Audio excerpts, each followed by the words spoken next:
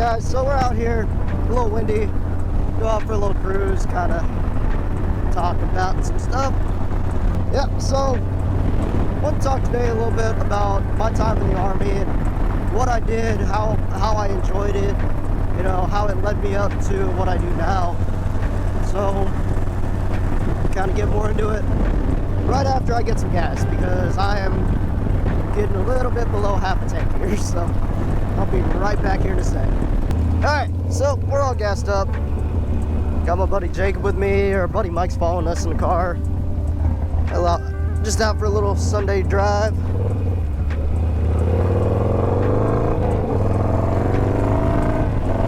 Alright, so back to what I was talking about. So I want to talk a little bit about my Army experience, what I did, and how it led me up to what I do now.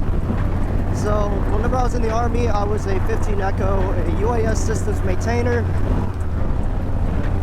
In simple terms, I was a drone mechanic, or drone maintainer, I should say.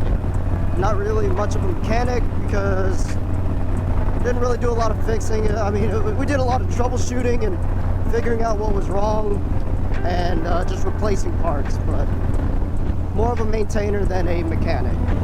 So to do that, well, one, with the Army you have to go through basic training. Spent 3 months in Fort Jackson, South Carolina for my basic training. And after that, it was a 17-week school out in Arizona to get qualified. Oh my God, Jacob, go.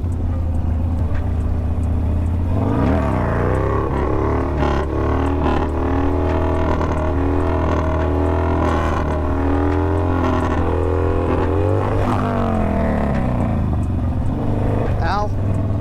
Yeah, my bike likes to kick down into neutral, so that was fun. So yeah, after the 3 months in South Carolina, went to Fort Huachuca, Arizona for a 17-week school to learn how to become a UAS systems repairer, maintainer, mechanic, whatever you want to call it. There we learned pretty much the whole job of what to do, everything from basic maintenance on the aircraft to becoming a crew chief for said aircraft. Once the schooling was done, we ended up going to Fort Campbell, Kentucky. I was with the MI company over in the 326th Brigade Engineer Battalion. Had a blast with them though. So Fort Campbell was supposed to be my first duty station. Second duty station was wherever wherever the Army wanted to send me at that point, or even wherever I wanted to go, but I never put in a request to go anywhere, so it was just more of a wherever the Army wanted to send me. Being that the UAS systems repairer was overstrength just about everywhere, never really got an opportunity to travel and be with a different unit, so I was with the same unit my whole contract in the Army. Wasn't too bad because, you know, some of those guys, they were the best people I'd ever met. Some of them were the worst, but they didn't last very long over at the unit, so that was nice. But yeah, I spent 5 years over in Fort Campbell, Kentucky. It was late 2018 into 2019. We got to deploy, went over into Iraq, spent 9 months there, and it was an experience. It was definitely something else. You're with the same people day to day for 9 months straight. It gets a little bit on the repetitive side for sure, but we always found ways to keep ourselves entertained. It was honestly I was in probably the best shape of my life at the time. I was going to the gym for 3 hours a day, twice a day. I didn't have anything else to do. I'd be playing video games while we have aircraft up in the air. So yeah. When we got back 2019, you know, just did my thing, wrote out the rest of my contract, did a lot of training exercises between 2019 and 2022. Didn't really do anything crazy. I know right before I got out of the Army, that was kind of when the whole Ukraine-Russia thing started popping off, and I was over there thinking, oh, I'm about to get extended. And luckily I didn't. I mean, also kind of wish that I did, but I'm glad I didn't, because at that time when the Ukraine-Russia war started popping off, I had just accepted a job offer back here in Corpus Christi, Texas. Honestly, I started out washing airplanes here on base. They accepted me because I have aviation experience and I was prior service, which is two things that the base here really looks for when they're hiring civilians. So I had that job lined up, ended up getting out in July of 2022, and I started that new job immediately. I think I was on vacation for about 2 weeks before starting, so didn't really take too much time off. Took me about a day to drive down from Kentucky back here to Corpus. It's like an 18-hour drive, but I was taking my time. So the job I do now, I'm not washing airplanes anymore.